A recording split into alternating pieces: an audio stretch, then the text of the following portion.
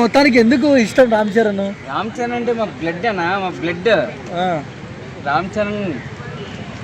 ఎందుకు అంత ఇష్టం చరణ్ అంటే?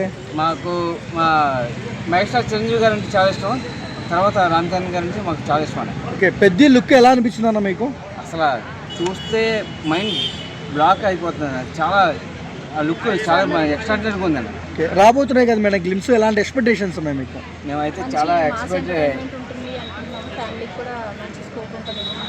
ఓకే, సో చరణ్ అన్న ట్రోల్ చేసే వాళ్ళకి ఏం చెప్తారు మరి? ఏదైనా సరే చరణ్ అన్న అంటే ఎక్స్ట్రాడినరీ. అసలు ట్రోల్ చేసేదానికి అసలు ఏది ఆస్కారం లేదు. ఓకే, ఈసారి చరిత్ర తిరగరాస్తారా చరణ్ గారు? ఖచ్చితంగా 101%. రామ్ చరణ్ గారు ది బెస్ట్. ఎలా ఉంది పెద్ద లుక్, ఎలా ఉందండి?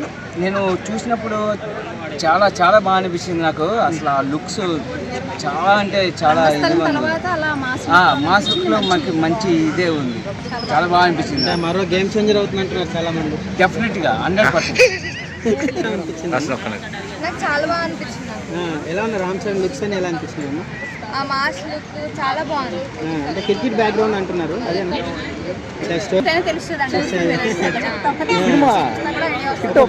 పుష్ప రేంజ్ లో ఆడుతుందా ఈ సినిమా? సినిమా ఫ్లాప్ అయితే ఆడకపోతే మెగా ఫ్యామిలీ ఆడకపోవడం అనేది ఏమీ లేదు. అసలు మొన్న కూడా అలా గేమ్ చేంజర్ అన్నారు, ఆడలేదు. లేదు, ఆ గేమ్ చేంజర్ ఏదో కొంచెం పరిస్థితి, కానీ అసలు దానికి మించి ఉంటుంది అనేసి మా ఎక్స్పెక్టేషన్స్ అన్ని. లేదు, శంకర్ గారే హ్యాండిల్ చేయలేకపోయారు రామ్ చరణ్. లేదు, బాబు చేస్తారంటారు. ఖచ్చితంగా చేస్తారు, ఖచ్చితంగా 100%. అన్నాడండి ఇక్కడ గేమ్ చేస్తారు. ఈసారి పుష్పారికాలు బ్రేక్ చేస్తారా? అంతకు మించి 5,000 కోట్లు ఎక్స్పెక్ట్ చేస్తాం. 50,000 కోట్లు వస్తాయి. రామ్ చరణ్ అంటే ఎందుకు ఇష్టం?